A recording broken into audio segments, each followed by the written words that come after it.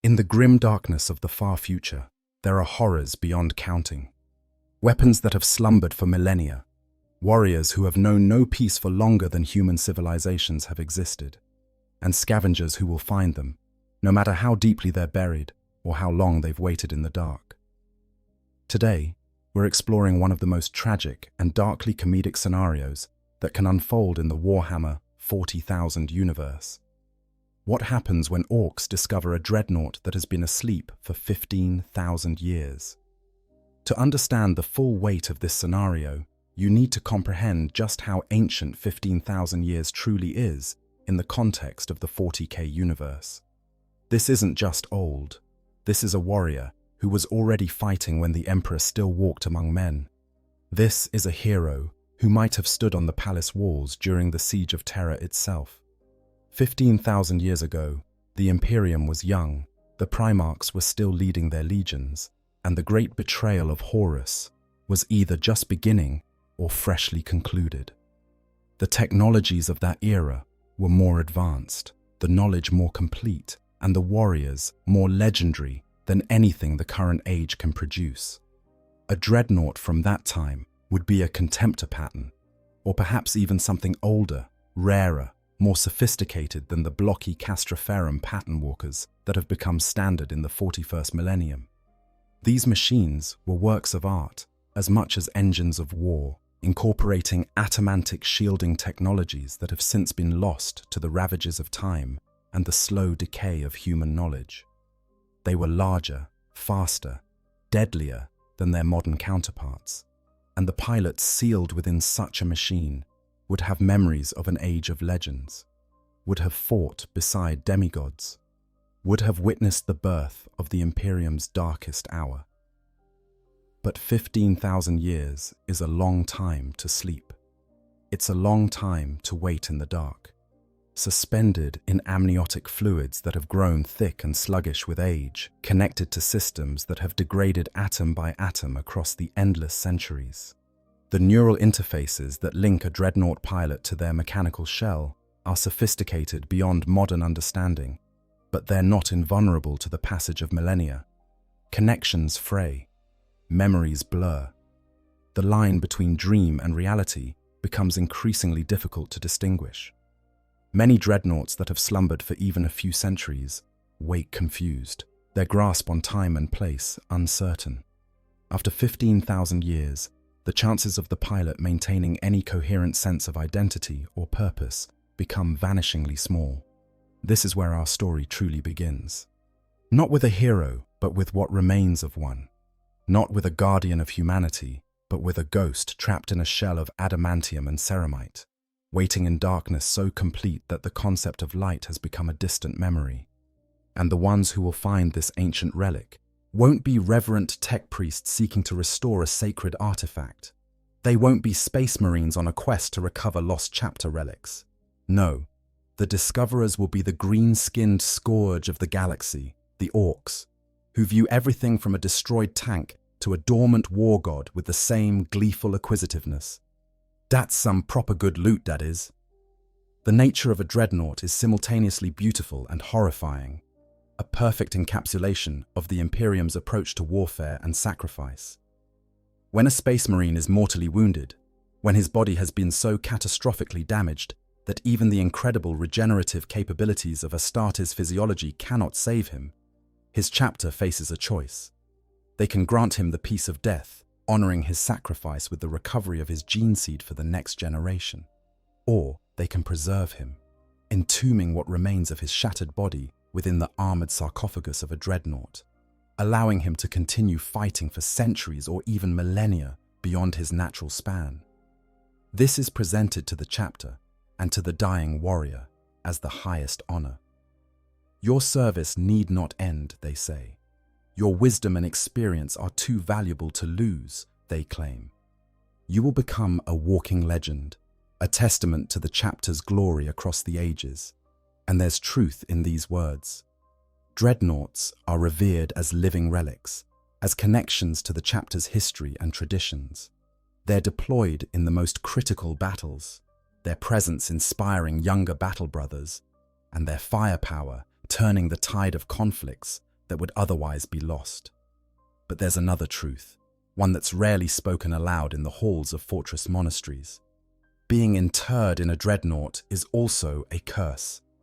The pilot cannot leave their armored shell. They cannot feel the touch of another hand, cannot taste food, cannot experience any of the simple pleasures that make existence bearable. Even the sensations of combat are filtered through mechanical systems, rendered as data streams rather than visceral experience. The world beyond the dreadnought's sensors becomes increasingly unreal, a parade of images and sounds that feel more like dreams than reality. Worse still is the sleep. Between deployments, dreadnoughts are placed in stasis, their systems powered down to preserve both the pilot's sanity and the irreplaceable technology that keeps them alive. This sleep is not rest. It's not the peaceful slumber of natural sleep, where dreams and memories keep the mind active even in unconsciousness. It's a void, a darkness so complete that when the pilot awakens, they often have no sense of how much time has passed. Hours or centuries feel identical in that emptiness. Each awakening brings disorientation, confusion, a desperate scramble to remember who and what they are. For a dreadnought that has slumbered for 15,000 years, this disorientation becomes something far more profound. The pilot's organic brain, preserved in the amniotic fluids of the sarcophagus, has been degrading slowly but inexorably. Neural pathways have decayed, memories have fragmented. The systems designed to preserve consciousness have been fighting a losing battle against entropy for longer than most civilizations exist. When such a dreadnought awakens, if it awakens at all, what emerges is often barely recognizable as the hero who was first interred. The typical sleep cycle for a dreadnought in active service might span decades between deployments. The oldest still regularly awakened, like Bjorn the Fell-Handed of the Space Wolves, are roused perhaps once per century, their wisdom sought for the most critical decisions facing their chapter. But even Bjorn, who has maintained remarkable clarity of mind across 10,000 years of intermittent service, admits to the toll such existence takes. Memories fade, faces blur together. The passage of time becomes increasingly abstract until centuries feel like days and the present moment carries no more weight than the distant past. Now imagine a dreadnought that has slept not for decades or centuries, but for 15 full millennia, not awakened periodically for consultation or deployment, but left in stasis continuously from an age when the Emperor still walked among men to the dying days of the 41st millennium. The degradation would be profound, the confusion absolute. Such a warrior, if consciousness could be maintained at all, would wake to a galaxy utterly transformed from the one they remember. The Imperium they served has become a theocratic nightmare, worshipping the Emperor as a god rather than following his vision of secular truth.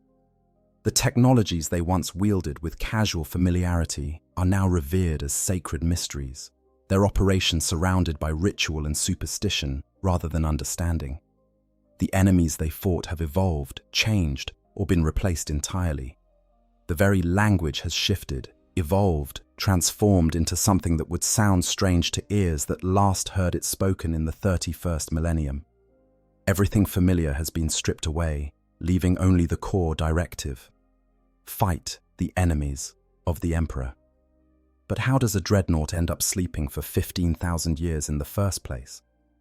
How does a relic of such immense value, a hero who has earned the eternal gratitude of their chapter, end up abandoned and forgotten, waiting in darkness for discoverers who will have no understanding of what they've found?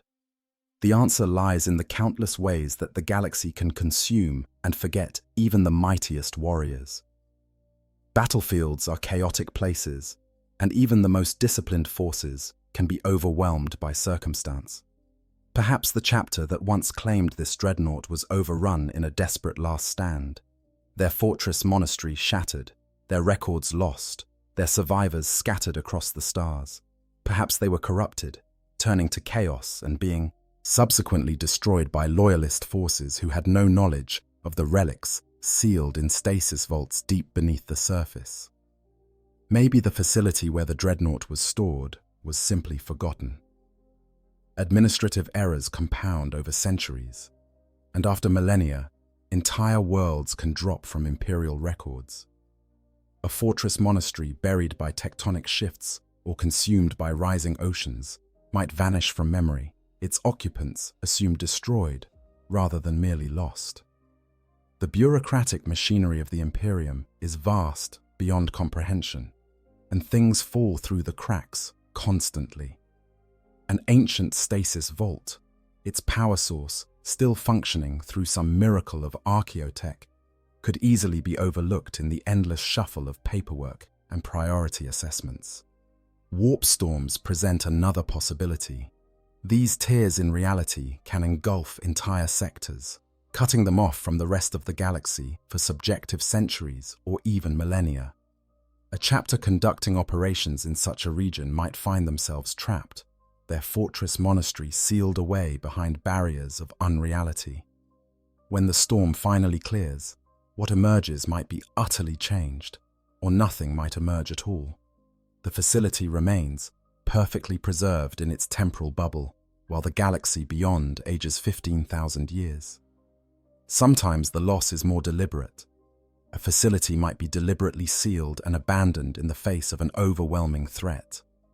Faced with a tyrannid hive fleet, a Necron tomb awakening, or a chaos incursion they cannot hope to defeat, a chapter might choose to seal their most sacred relics in hardened vaults, hoping that someday, somehow, they might be recovered.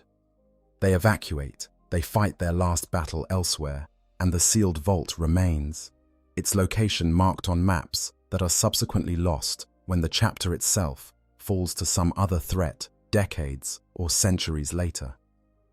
Or consider the possibility of betrayal from within. A renegade tech marine, corrupted by chaos or driven mad by forbidden knowledge, might seal away certain dreadnoughts specifically to hide them from his brothers. Perhaps he plans to return and claim them for dark purposes. Perhaps he simply wants to ensure that certain voices, certain memories, certain inconvenient truths are silenced forever. He locks the stasis vaults, corrupts the activation codes, and either dies before he can return or simply never bothers to come back. There's also the grim mathematics of probability.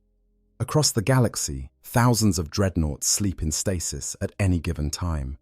Thousands more have been destroyed, their pilots finally granted the peace of true death.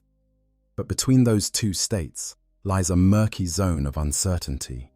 Dreadnoughts lost in transit when ships are destroyed. Dreadnoughts buried when fortress monasteries collapse. Dreadnoughts sealed in vaults that are then consumed by the shifting geography of hive worlds or buried under millennia of sediment on feral worlds. Not all of these are accounted for. Not all losses are confirmed. And some simply fall between the cracks, listed as destroyed when they're actually merely lost, waiting in darkness for someone or something to find them. This is how an ancient dreadnought, a hero of the Horus heresy or the scouring that followed, ends up sleeping for 15,000 years in a forgotten vault on a world whose very name has been lost to time. The facility that housed them has been buried, forgotten, or simply overlooked. The power source that keeps them in stasis continues to function through some combination of superior ancient engineering and blind luck. And the warrior sealed within the adamantium shell waits, suspended in darkness, their dreams growing increasingly fragmented and strange as the millennia accumulate. Until one day, the digging begins. Orks are drawn to conflict like sharks to blood in water. They possess an instinctive ability to locate battlefields, war zones, and places where violence has occurred or might soon occur. Some theorize this is a function of their Gestalt psychic field, the Way-Egg energy that connects all greenskins and grows stronger as more orcs gather in one location. Others suggest it's simply that orcs are very, very good at following the signs of war, damaged ships, distress signals, the electromagnetic signatures of weapons fire, the trails of refugees fleeing combat zones. Whatever the mechanism, Orks have an uncanny knack for showing up wherever there's fighting to be had. And once they arrive, their attention invariably turns to looting. Orks are the galaxy's premier scavengers, capable of turning the most unpromising wreckage into functional war machines. Where a human would see a destroyed tank, an Ork mech boy sees a dozen useful components that can be repurposed, rebuilt, and integrated into something that shouldn't work, but somehow does anyway. This scavenging behavior extends to everything Orks encounter. Battlefields are picked clean of weapons, armor, and equipment. Destroyed vehicles are hauled away by industrious Gretchen work crews. Even the dead are looted, their belongings claimed by whoever gets there first. This isn't just practical acquisitiveness, though that's certainly part of it. Looting is fundamental to Ork culture, particularly among certain clans like the Death Skulls, who have elevated scavenging to an art form. The Death Skulls believe that blue is a lucky color and that anything looted has inherent value specifically because it was worth stealing. They'll paint entire armies in shades of blue, festoon their vehicles with lucky charms made from stolen equipment, and go to extraordinary lengths to acquire the most impressive loot. Other Orks mock them as thieving gits, but even those critics can't deny that Death Skull mech boys have access to some of the best equipment in the Ork arsenal, precisely because they're willing to steal, trade, or fight for whatever catches their eye. So when an Ork warband arrives on a world looking for a good fight and potentially some decent loot, they don't limit their scavenging to recent battlefields. They'll explore ruins, dig through collapsed structures, and investigate anything that looks like it might contain interesting technology. Ancient human facilities are particularly promising targets. The Imperium builds to last, even when its builders have long since forgotten why they built something or what it was originally meant to do. A fortress from the Great Crusade might be buried under millennia of accumulated debris, but its walls will still be intact, its vaults still sealed, its power sources potentially still functioning. Imagine then a warband of Orks, perhaps a few hundred strong, under the command of a warboss ambitious enough to go looking for big game, but not yet powerful enough to attract thousands of followers. They've recently finished crumping some local humans, and the fighting was good, but the loot was disappointingly sparse. The Humies had lasguns and flak armor, basic stuff that any Ork already has better versions of. The mech boys are grumbling. The looters are complaining. Even the regular boys are starting to mutter that maybe they should go find a different war boss, one who leads them to better fights and better loot. The war boss, call him Warboss Grimzog Ironteeth, knows he needs something impressive to keep his warband together, and that's when one of his Gretchen scouts comes running back with a report. They've found something while digging through some ruins on the edge of the Humie settlement. Something big, made of metal, buried deep underground. The entrance has that look that older Gretchen recognize, the kind of heavy, reinforced portal that means the Humies really wanted to keep something safe down there. Grimzog is immediately interested. Safe usually means valuable. Valuable usually means impressive. And impressive loot is exactly what he needs. He gathers his knobs, his mech boys, and a mob of his biggest boys, and they head to the ruins. The Gretchen weren't exaggerating. The entrance is impressive even by Ork standards. A massive adamantium door, set into what looks like natural stone, but is actually ferrocrete disguised to blend with the landscape. Judging by the vegetation grown over it and the sediment layers, this thing has been here for a very, very long time. The door is locked, of course, secured by mechanisms that haven't been opened in millennia. But Orks are nothing if not persistent, and they have their own approaches to locked doors. The mech boys examine the locking mechanism with professional interest, noting the sophistication of the design even as they prepare to bypass it through the simple expedient of cutting through the wall next to it. Some things don't change, regardless of how advanced the civilization that built them. Walls are always easier to breach than doors. It takes most of a day of cutting, drilling, and judicious application of explosives, but eventually they break through. The hole they've created is rough, barely large enough for an orc to squeeze through, but it's access. Grimzog orders some Gretchen to go first, a standard orc practice that ensures if there are any traps or automated defenses, they'll be triggered on expendable lives rather than valuable orc ones. The Gretchen scramble through, their complaints and curses echoing in the darkness beyond. There's a long moment of silence, and then excited chittering. They found something big. The boys widen the hole enough for proper orc-sized access, and Grimzog leads his mob inside. The interior of the facility is exactly what you'd expect from ancient Imperial construction. Functional to the point of sterility, with none of the Baroque decoration that characterizes later Imperial architecture. The corridors are wide enough to accommodate large equipment, the ceilings high enough that even the tallest orc doesn't have to stoop. Emergency lighting flickers on as they advance, triggered by motion sensors that have been waiting millennia for activation. The air is stale but breathable, recycled by systems that have never stopped functioning despite the abandonment of the facility. They pass through several chambers, finding empty weapon racks, maintenance bays containing corroded equipment, and storage lockers whose contents have long since degraded to uselessness. The mech boys make notes of anything that might be salvageable, but so far nothing particularly impressive has emerged. Then they reach the vault. It's a massive chamber, clearly designed to house something important. The walls are reinforced with additional layers of armor plate.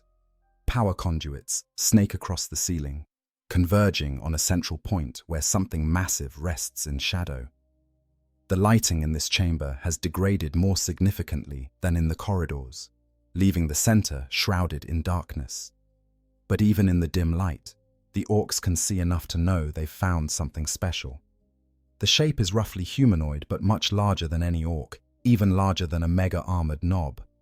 It's broader, more mechanical, with arms that end in weapons rather than hands. The surface appears to be ceramite and adamantium, aged and corroded in places but still fundamentally intact. Cables and conduits connect it to banks of machinery that line the walls, their indicator lights still flickering with patient readiness. One of the mech boys, a particularly clever specimen named Zograts, who has looted enough Imperial equipment to recognize certain patterns, suddenly makes a connection. He's seen something like this before, on battlefields where the Humies brought out their biggest warriors.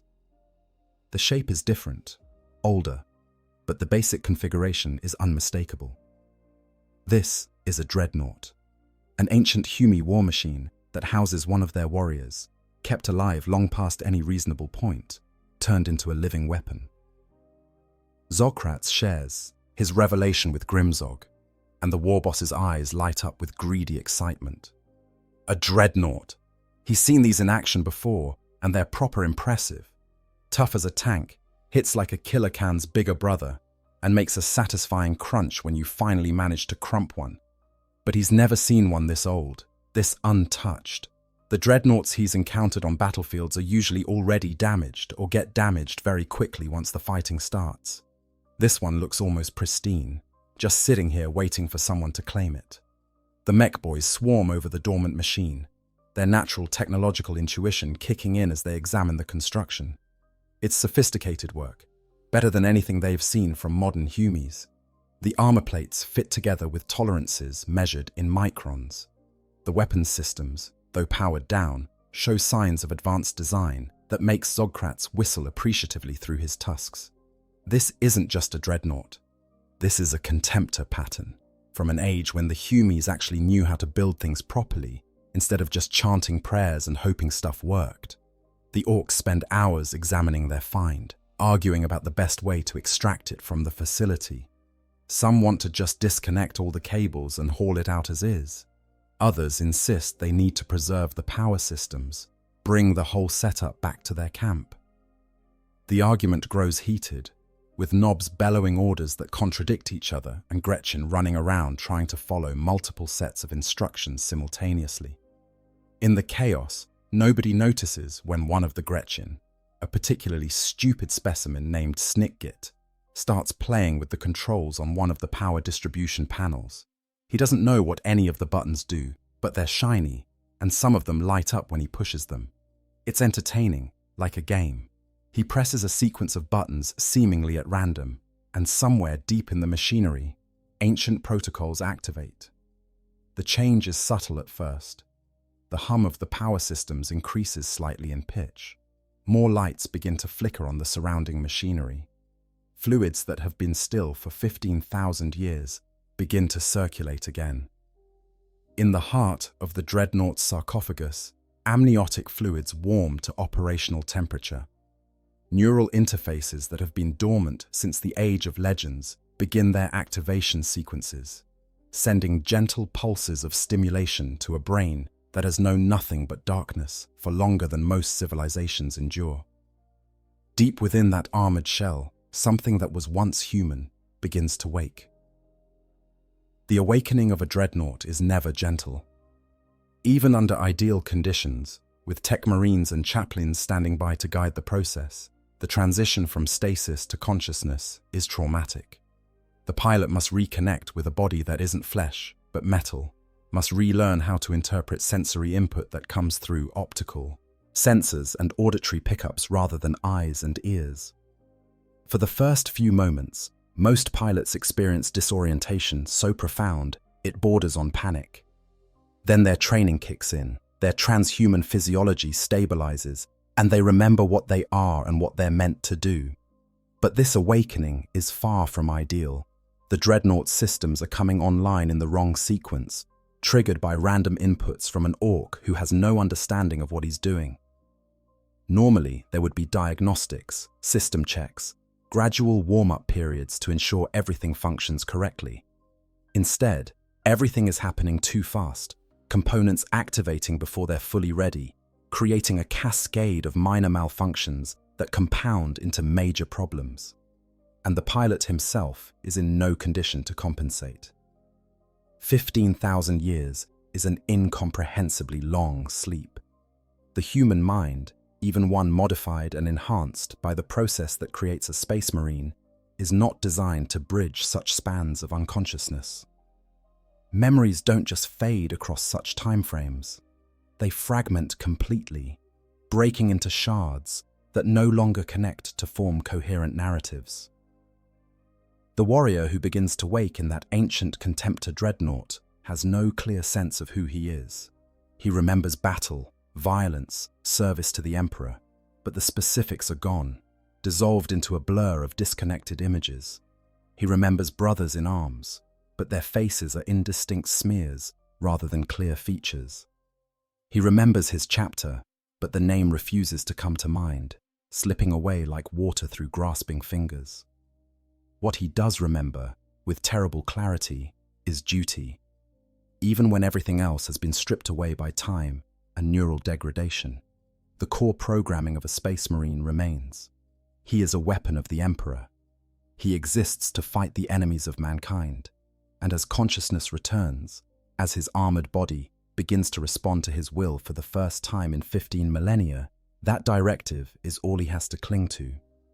The first sign the Orks have that something has changed is a low grinding sound, the noise of servos that haven't moved in thousands of years beginning to shift. Zogkrats, who has been examining what he thinks is a plasma weapon mount, freezes. That sound isn't supposed to happen. This thing is supposed to be dead, inert, waiting for them to dismantle it and haul the pieces away. Things that are inactive don't suddenly start making noises. The grinding gets louder, accompanied by the whir of hydraulics pressurizing. Indicator lights that have been dark for millennia suddenly blaze to life across the Dreadnought's chassis. The machine's head, a heavily armored dome adorned with targeting sensors and optical arrays, begins to move. Slowly, ponderously, it turns to track the Orks who have gathered around it. Grimzog, to his credit, recognizes danger when he sees it. He's survived as a war boss by being slightly more cautious than his peers, by knowing when to charge forward and when to take a step back and reassess. This is definitely a reassess moment. He bellows an order for everyone to get back, to give the thing some space, but his command is lost in the sudden chaos as Orks and Gretchens scramble away from the waking war machine. Inside the sarcophagus, The pilot's awareness expands as more systems come online. He can see now, though the visual feed is grainy and distorted by sensors that have degraded over the millennia. He can hear, picking up the sounds of multiple figures moving around him, voices shouting in a language he doesn't immediately recognize. His tactical systems are trying to analyze the situation, but they're sluggish, their processing power diminished by age and damage. What he sees doesn't make sense. The figures surrounding him are wrong, too short, too green. Their posture is all wrong, hunched and aggressive rather than disciplined. Their equipment is crude, cobbled together from scavenged parts. They don't look like any enemies he remembers facing, but they also clearly aren't Imperial forces. The confusion is profound, disorienting. Where is he? When is he? What are these creatures? His fragmented memories offer no clear answers. Images flash through his mind. A fortress under siege, shells falling like rain, the flash of teleportation as enemy terminators materialize in the throne room. But those memories feel ancient, disconnected from the present moment. They might be from a battle fought yesterday or one fought 10,000 years ago. Time has lost all meaning in the endless dark of stasis sleep. The only clarity comes from his core programming. These creatures are armed. They are surrounding him in what appears to be a threatening manner. They are not Imperial forces. Therefore, by process of elimination, they must be enemies, and enemies of the Imperium must be destroyed. His weapon systems are slow to respond. The plasma weapon that has been mounted on his right arm for millennia begins its charge cycle, but something is wrong with the magnetic containment. Warning indicators flash across his vision, suggesting catastrophic failure is imminent if he tries to fire. His left arm, which should mount a power fist or close combat weapon, responds more readily, though the hydraulic pressure is lower than optimal specifications.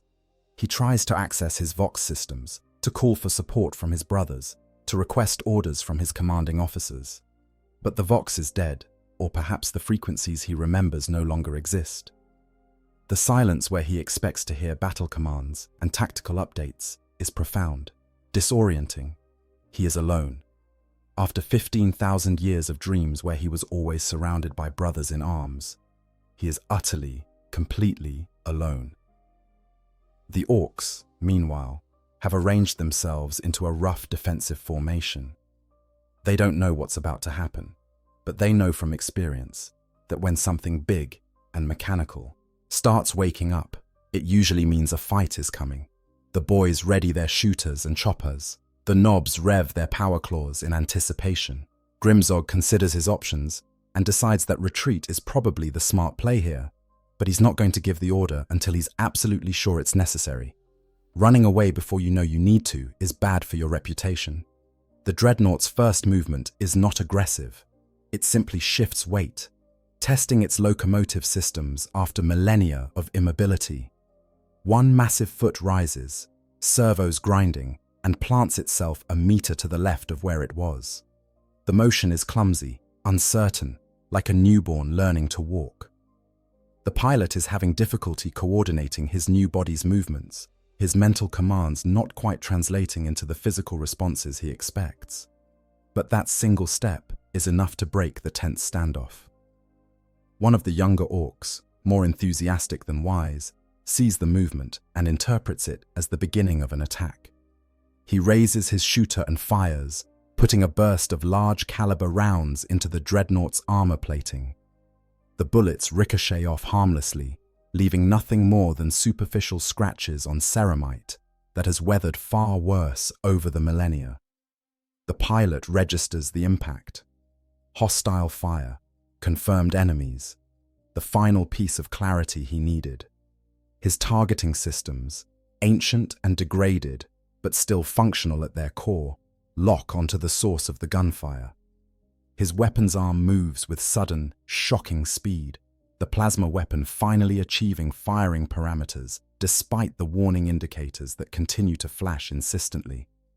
The discharge is brilliant, a lance of superheated matter that crosses the distance to the Ork shooter in a fraction of a second. The Ork simply ceases to exist, vaporized so completely that not even ash remains. The orcs around him are thrown back by the blast wave, their crude armor scorched and damaged. And just like that, the fight is on. What follows is chaos in its purest form. The orcs, never ones to back down from a fight once it's started, open fire with every weapon they have. Bullets, rockets, and crude plasma bolts hammer into the Dreadnought's armor, creating a thunderous cacophony of impacts. Most bounce off harmlessly, the ancient ceramite and adamantium construction more than sufficient to shrug off anything less than dedicated anti-armor weaponry. But some shots find weak points, gaps in the armor plating, places where millennia of slow corrosion have weakened structural integrity. The pilot fights with the methodical precision of a space marine, each movement calculated and deliberate, despite the fog of confusion that clouds his thoughts. His plasma weapon fires again and again, each shot claiming an orc life. His power fist swings with bone-crushing force, pulping anyone unfortunate enough to get close enough to engage in melee. He's fighting on instinct and training that has been ingrained, so deeply it operates even when conscious thought has degraded to near incoherence. But he's not fighting optimally. His tactical awareness is compromised by sensory issues and memory problems. He doesn't recognize patterns in the orc attack, doesn't anticipate their movements the way he once would have. The orcs, despite their chaotic approach to warfare, are actually quite cunning in their own crude way. They probe for weaknesses, test his responses, and start to identify vulnerabilities. Zogkrats, watching from a position of relative safety, notes that the plasma weapon is overheating between shots. There's a pattern to when the Dreadnought can fire and when it must cycle the weapon to prevent catastrophic failure. That's an opportunity. He shouts instructions to a group of boys armed with rockets, directing them to attack during those vulnerable moments when the main weapon is offline. The strategy works. Rocket fire smashes into the Dreadnought's torso during its weapon cooldown cycle, and while the armor holds, the impacts are beginning to accumulate damage. Warning indicators proliferate across the pilot's vision, informing him of structural stress, hydraulic pressure drops, and ammunition depletion. He's winning the engagement in terms of enemy casualties, each of his shots eliminating an opponent, while the orcs have yet to inflict critical damage, but the mathematics of attrition are working against him. There are so many of them, and he is alone. He tries again to access the Vox, to call for backup, to report the engagement and request tactical support. Again, there's nothing but silence. The protocols he remembers, the call signs and recognition codes, mean nothing in an age where his chapter might not even exist anymore. His isolation is complete, absolute, a solitude so profound it would drive a lesser being mad. But Space Marines are trained to fight alone if necessary, to endure the unendurable, and so he continues, methodically eliminating targets in an order dictated by threat assessment protocols that are 15,000 years old. The fight begins to turn when Grimzog himself enters the fray. The war boss has been hanging back, letting his boys test the ancient war machine, but he recognizes when it's time for the boss to step up. He's equipped with a massive power claw, an orc weapon that crackles with barely contained energy, and while it's crude compared to Imperial technology, it's more than capable of tearing through armor when wielded with sufficient strength and enthusiasm. Grimzog charges, bellowing a challenge that his boys immediately echo. The Dreadnought pivots to face this new threat, its targeting systems identifying the war boss as a priority target based on size, equipment quality, and the behavioral patterns of the other orcs who are clearly deferring to him.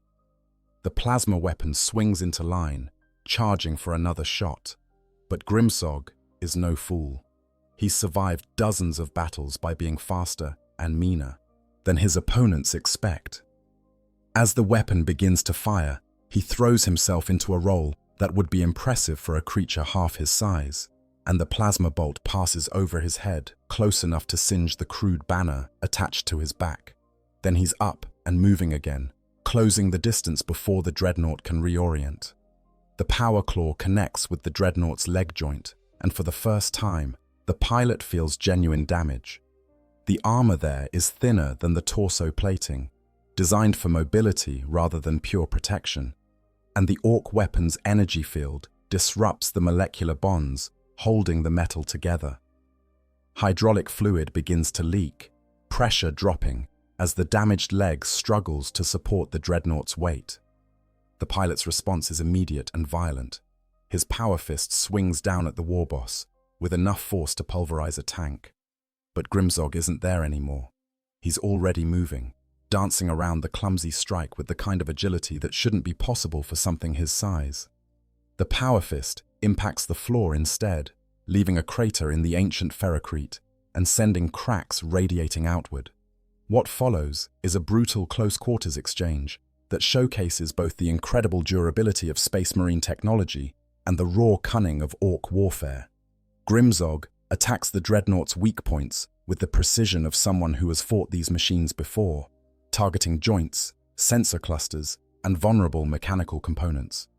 The pilot responds with the methodical violence of a warrior who has fought for longer than most civilizations exist, each movement designed for maximum lethality, even when hampered by degraded systems and failing components.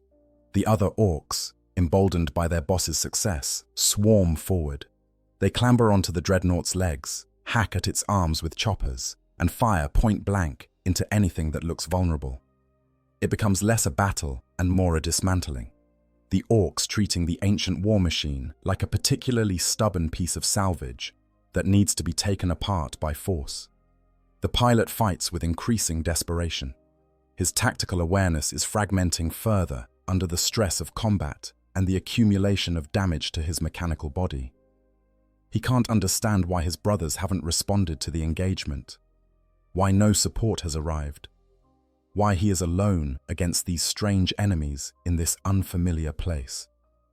The confusion is becoming harder to push aside, intrusive thoughts breaking through the combat focus that has sustained him. Another massive impact rocks the Dreadnought as several Orks armed with rockets all fire simultaneously into his already damaged leg. The joint gives way completely, hydraulics failing, support structure collapsing. The Dreadnought staggers, tries to compensate, but the damage is too severe. It topples, hitting the ground with a crash that shakes the entire chamber. The fall would be fatal for many warriors, but the pilot is secured within his armored sarcophagus, cushioned by amniotic fluids and protected by internal shock absorbers. He's disoriented but not disabled. His weapons still function, but he's lost mobility, reduced to firing from a prone position while Orks swarm over his fallen form like scavengers on a corpse. Grimzog raises his power claw for what should be a killing blow, aiming for the sensor cluster on the Dreadnought's head. But then something unexpected happens. The pilot speaks. For the first time since awakening, he manages to activate his external vox speakers, and words emerge in Gothic so ancient that even to Grimzog it sounds strange and archaic. The words are confused, fragmented, addressing people who aren't there. He calls out names, battle brothers whose faces he can't quite remember, but whose loss he feels as fresh wounds. He issues orders to units that haven't existed for 10,000 years. He requests support from ships that were destroyed in the void above Terra when the siege finally ended. The disconnect between his words and reality is profound, tragic in a way that even the Orks can sense. There's a moment of hesitation. Even Grimzog, brutal and pragmatic as any war boss must be, pauses. There's something about those confused, desperate calls that strikes a chord. Something about the ancient warrior's obvious disorientation that feels less like an enemy combatant and more like, well, it's hard to say exactly what, but whatever it is, it makes the war boss hesitate for just a moment. That moment passes. This is a war machine, a weapon of the Humies, and sentiment has no place in the practical business of survival and conquest. Grimzog brings his power claw down, not on the sensor cluster as originally intended, but on the primary power coupling that feeds energy to the Dreadnought's weapons and motive systems. The ancient mechanism, already stressed beyond its design parameters by the damage it sustained, gives way under the assault. The lights in the Dreadnought's chassis flicker and dim. The weapons power down. The servo motors that have been fighting to raise the fallen machine back to its feet grind to a halt. In the sarcophagus, the pilot feels his connection to the mechanical body weakening, the neural interfaces going dark one by one. He tries to maintain consciousness, to stay in the fight, but the darkness is rising again, pulling him back down into the depths he's only just escaped. His last thought before unconsciousness claims him is confusion. He doesn't understand what happened. He doesn't know who these enemies were or why his brothers never came to help him. He doesn't know that he slept for 15,000 years, that the Imperium he served has transformed into something he wouldn't recognize, that the very chapter he fought for might not even exist anymore. All he knows is that he fought, as he was made to do, and that he's failing now, falling back into darkness with his duty unfulfilled. The Vox speaker crackles one last time, emitting a sound that might be a sigh, or might just be the release of pressure from damaged systems. Then silence falls, broken only by the sound of Orks celebrating their victory and beginning the process of looting their prize. The aftermath of the battle is typical Ork behavior. The Gretchen who survive the fighting are immediately put to work hauling away Ork bodies, recovering anything useful from the dead, and beginning the preliminary assessment of the defeated Dreadnought. The boys argue about who fought best, who landed the most important blows, and who deserves the biggest share of whatever loot can be extracted from the fallen war machine. Several fights break out between different mobs who can't agree on these points, and Grimzog has to crack a few skulls to restore order. Zogkratz, however, is entirely focused on the Dreadnought itself. Now that the fighting is over, he can examine it properly, and what he sees makes his mechanical fingers twitch with excitement. This is quality work. This is technology that even the most skilled mech boy would struggle to replicate. The armor plating, despite the damage from the fight, is still fundamentally superior to anything the Orks normally work with. The weapon systems, even disabled, represent sophistication far beyond crude Ork shooter and rocket technology. But the real prize is the sarcophagus itself. Zogkratz knows enough about dreadnoughts to understand the basic concept. There's a Humi in there, wired into the machine, kept alive by technology that the Imperium can barely maintain, let alone manufacture new. If he can access that sarcophagus, study the preservation systems, understand how the neural interfaces work, he might be able to create something truly impressive. An Ork dreadnought, but with Humi technology integrated into it. The other mech boys would be green with envy. Well, greener. The process of opening the sarcophagus is delicate work by Ork standards, which means it involves a lot of cutting, prying, and judicious application of percussive maintenance. Several Gretchen are dispatched inside the opened access panels to disconnect things, with strict instructions not to break anything important. This instruction is honored more in spirit than execution, and several components are irreparably damaged by the time they finally manage to expose the sarcophagus. What they find inside is simultaneously fascinating and disturbing. The pilot is barely recognizable as having once been human. Extensive cybernetics cover what remains of his body, maintaining biological functions that would have failed millennia ago without intervention. The amniotic fluid surrounding him is thick and dark, more like oil than any biological substance. Neural interfaces penetrate his skull at dozens of points, their connections so extensive that removing them would certainly result in death. He's alive though, barely conscious perhaps, but the vital signs monitored by the sarcophagus systems show persistent biological activity. Zogkratz regards the comatose pilot with the detached curiosity of an engineer examining an interesting mechanism. To him, this isn't a person. It's a component, albeit a complex one. The question is whether that component can be repurposed or if it's too specific to the Humi design to be of use. After considerable consultation with the other mech boys and a few arguments that nearly come to blows, they decide on a course of action.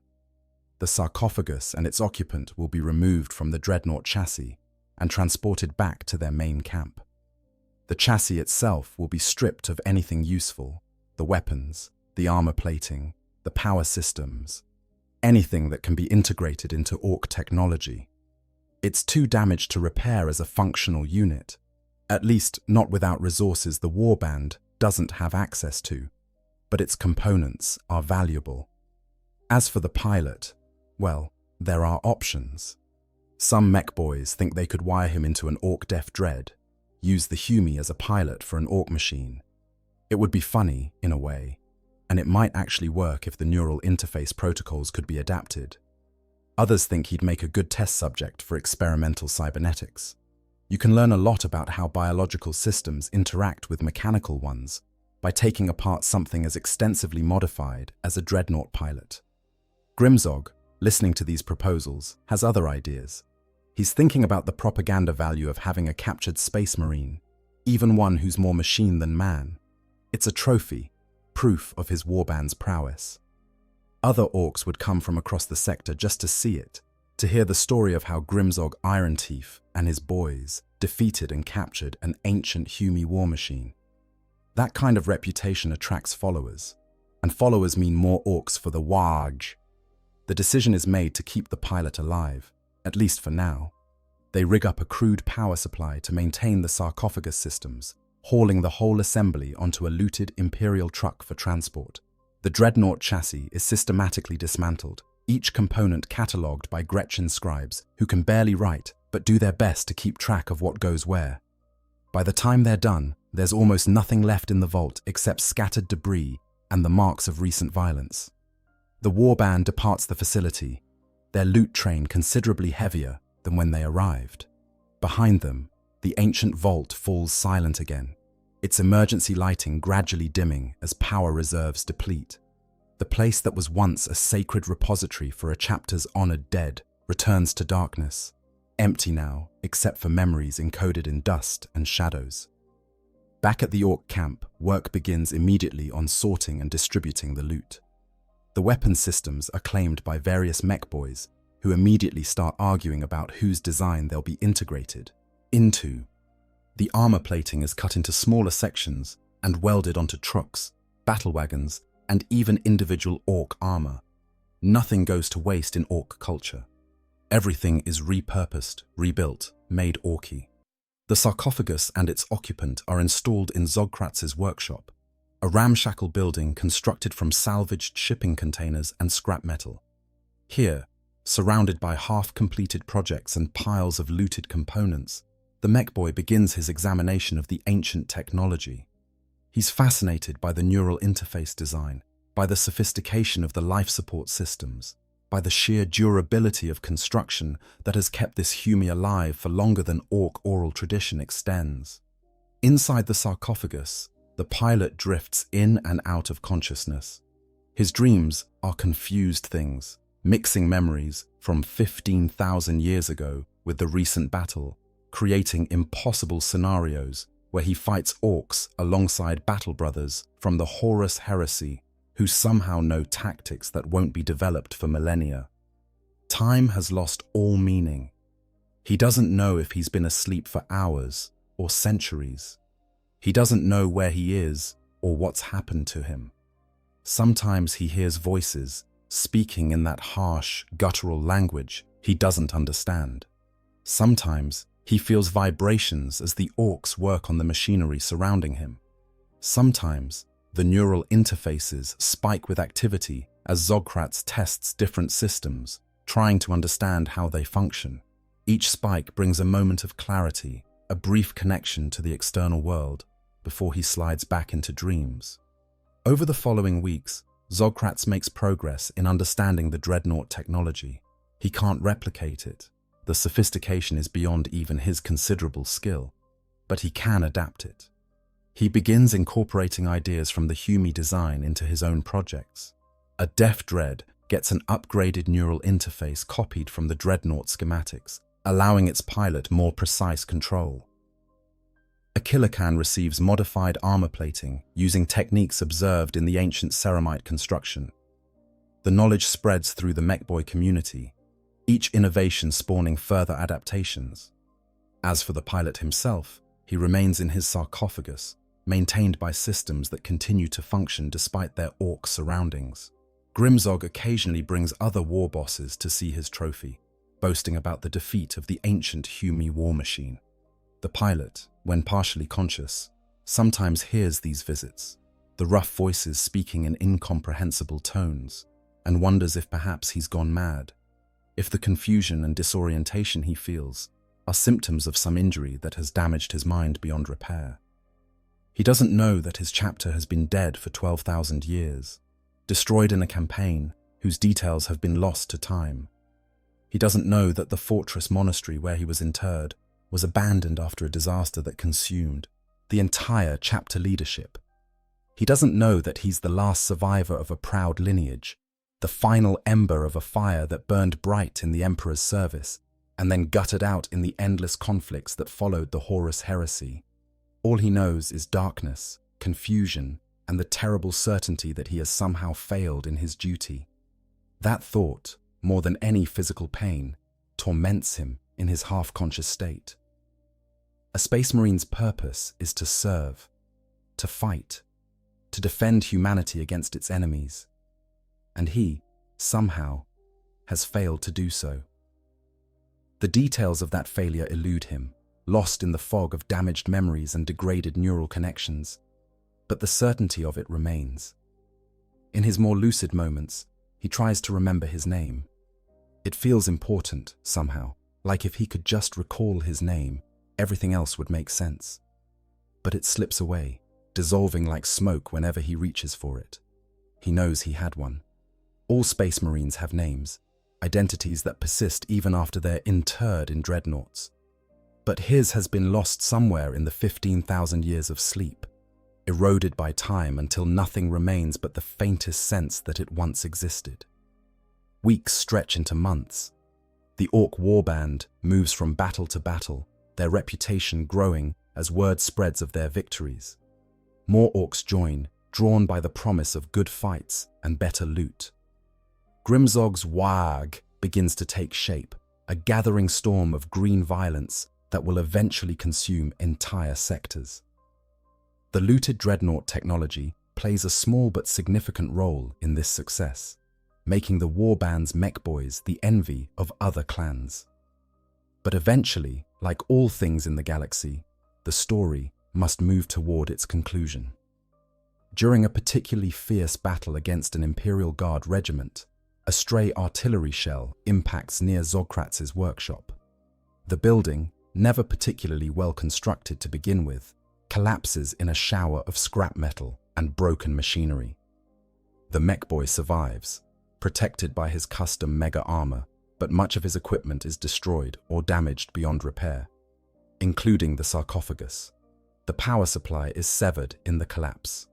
The life support systems, denied the energy they need to maintain their functions, begin to fail. Warning indicators that no one is watching flash desperately for a few minutes, then go dark as backup power depletes.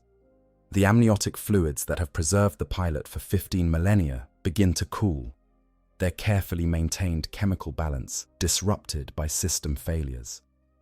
In the darkness of the sarcophagus, the pilot feels the change. The neural interfaces are going dark again, but this time it feels different from the controlled shutdown that precedes sleep. This feels like ending, like the final failure of systems that have been pushed far beyond their design parameters. He tries to hold on, to maintain consciousness, but there's nothing to hold on to. The darkness is absolute, consuming, final. His last thought is not of his chapter, or his name, or even his duty. It's a simple observation, almost peaceful in its clarity. The pain has stopped. After 15,000 years of existence, as a consciousness trapped in a shell of metal and circuitry, after the confusion and disorientation of his final awakening, after the trauma of battle and defeat and captivity, there is finally silence, finally rest, finally peace. The biological components that remain in the sarcophagus cease functioning one by one. Systems that have worked tirelessly for millennia shut down in sequence as their power supply fails, and their conditions drift outside survivable parameters.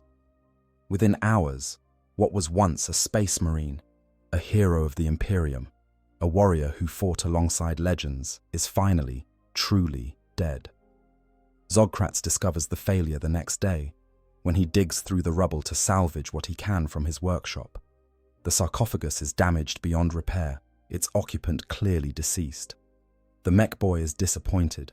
He'd had plans for that Hume, experiments he wanted to conduct, techniques he wanted to test. But such is life in an Ork warband. Things get broken, projects get interrupted. You move on to the next interesting problem. He salvages what he can from the sarcophagus, components that might still be useful, then leaves the body itself for the Gretchen to dispose of.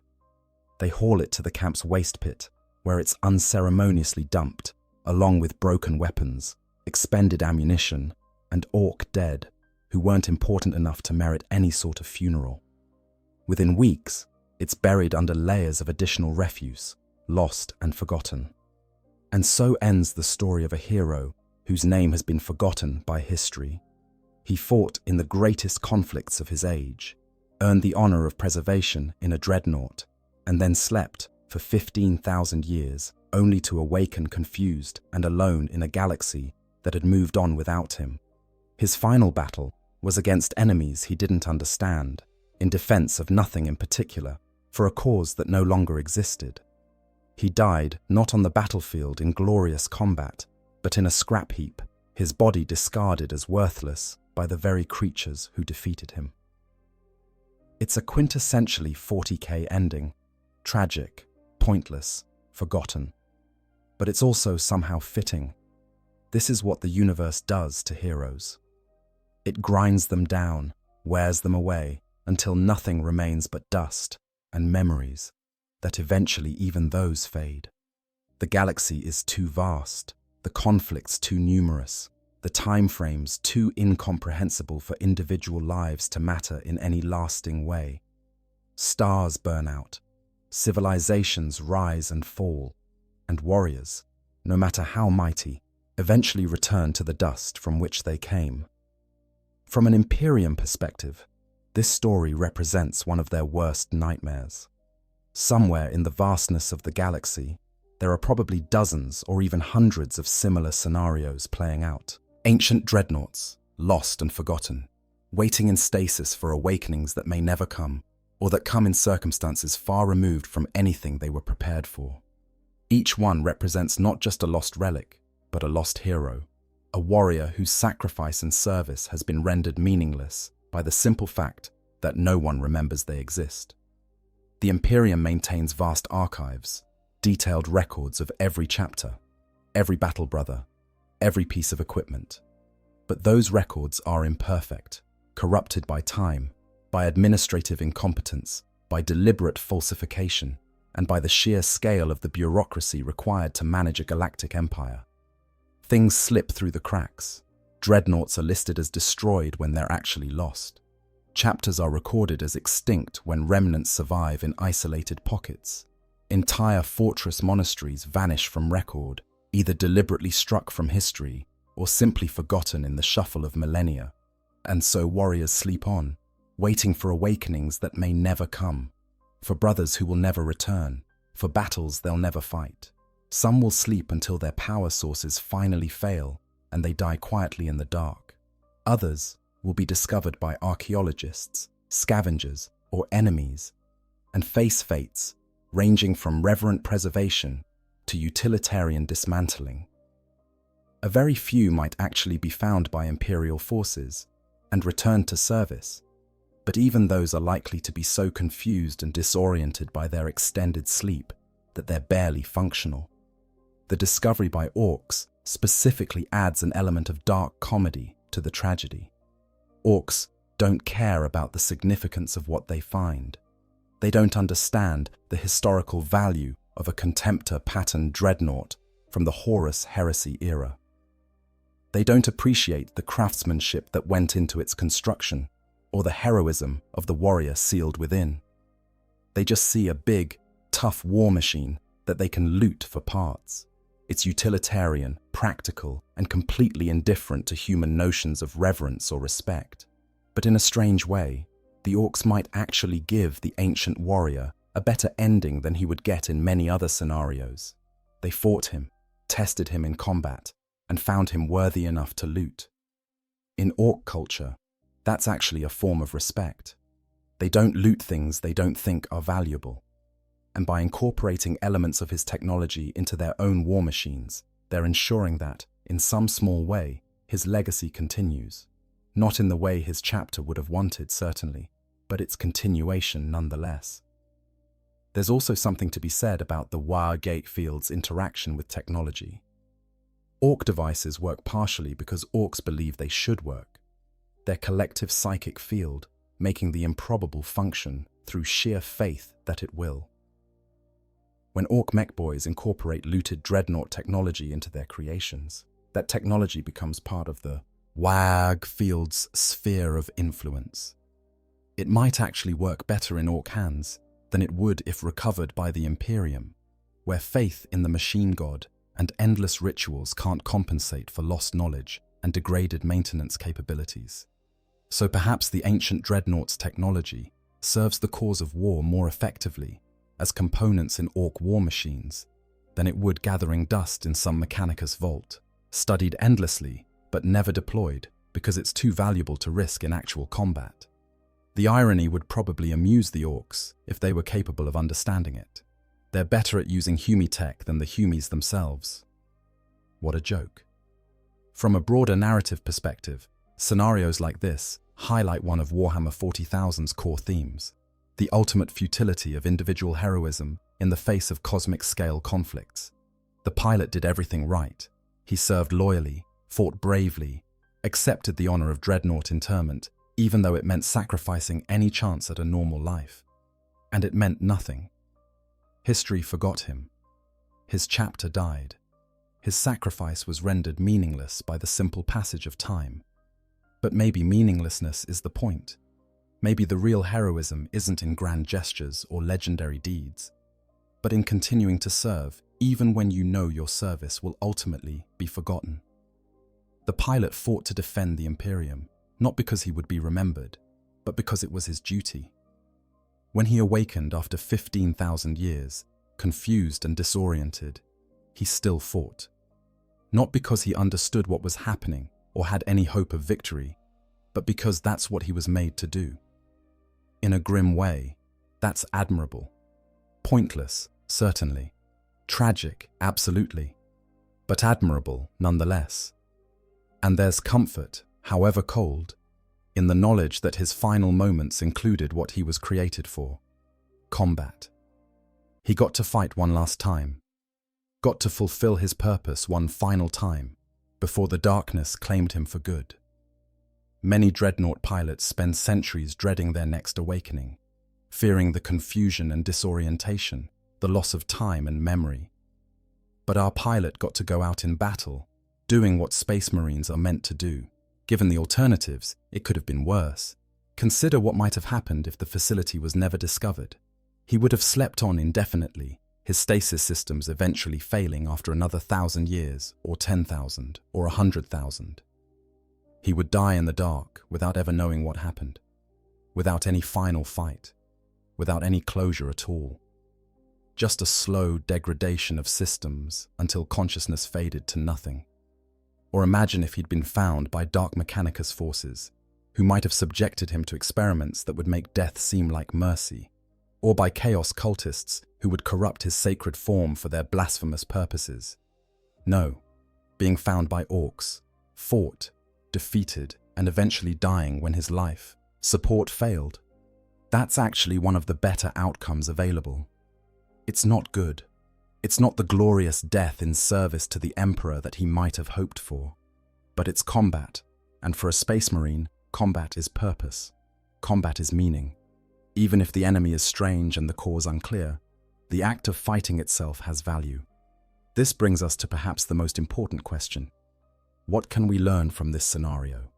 What does it tell us about the Warhammer 40,000 universe and the nature of heroism within it? Several lessons emerge. First, nothing lasts forever. The Imperium builds monuments to its heroes, records their deeds in the most permanent forms it can create, and promises that their sacrifice will be remembered eternally. But entropy is patient and thorough. Records decay. Monuments crumble. Memory fades.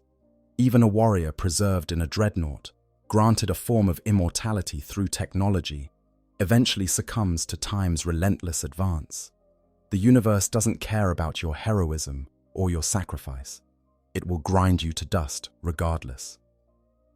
Second, isolation is a fundamental horror. The pilot's worst experience wasn't the physical pain of battle or even the confusion of awakening after 15 millennia. It was the terrible loneliness, the realization that he was alone, that his brothers weren't coming, that no one even knew he needed help. Space Marines are trained to endure incredible hardships, but they're not trained to endure utter isolation. They're bred for brotherhood, for fighting alongside their chapter. Alone, even the mightiest warrior is vulnerable not to enemy weapons, but to despair. Third, the galaxy has no mercy for the unprepared. The pilot awakened into a scenario he had no context for, fighting enemies he didn't understand with degraded equipment and a damaged mind. He did his best, fought with all the skill his ancient training provided, and it wasn't enough. The galaxy punishes unpreparedness ruthlessly. It doesn't matter if your circumstances are unfair or if you're doing your best with what you have. You either win or you lose, and losing usually means death. Fourth, even in darkness, there can be purpose. The pilot's final battle was confused, desperate, and ultimately unsuccessful. But he fought anyway. He didn't give up, didn't surrender, didn't let confusion and despair prevent him from doing what he was made to do. That determination, that refusal to quit even when everything is lost, is perhaps the most human thing about the transhuman Space Marines. They can be broken, confused, isolated, and dying, and they'll still fight, because that's what they do. The ripple effects of this scenario extend beyond the immediate participants. Grimzog's warband gains reputation and resources from their discovery, enabling them to grow into a larger threat. The looted technology spreads through the Ork mechboy community, leading to innovations that will make future WEUR efforts more dangerous. Imperial forces who eventually face this warband will struggle against war machines enhanced by ancient technology they don't even know the Orks possess. Meanwhile, somewhere in the Imperium's vast archives, the pilot's name sits in a file marked as KIA, killed in action, during a campaign whose details are lost to history.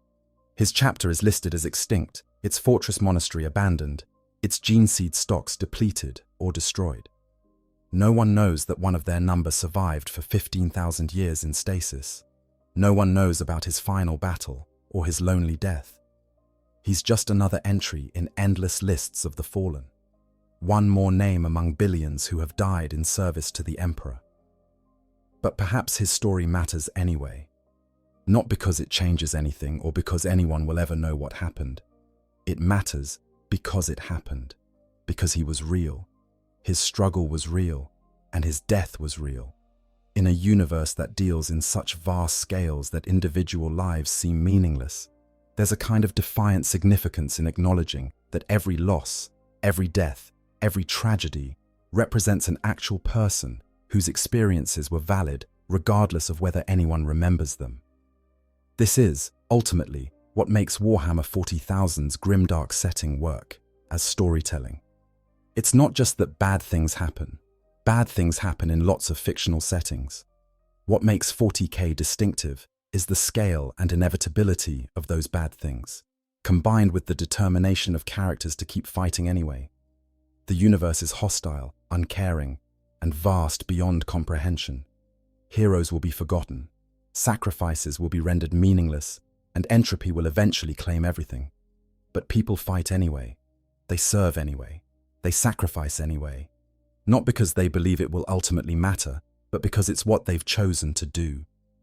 The ancient Dreadnought pilot embodies this perfectly. He didn't choose his fate. He didn't choose to sleep for 15,000 years, or to awaken among enemies. He didn't choose to die alone and forgotten in an orc scrap heap, but he chose to fight when awakened. He chose to serve despite confusion and isolation. He chose to remain true to his purpose, even when that purpose had long since become divorced from any meaningful context. And then he died, and the universe moved on as if he'd never existed. That's grimdark. Not just darkness for its own sake, but darkness that serves to highlight the determination required to keep going despite it. The ancient warrior's story is tragic, pointless, and utterly forgettable in the grand scheme of galactic conflict. But it's also a story of duty fulfilled, purpose maintained, and heroism expressed, even in the complete absence of anyone who would recognize or value it.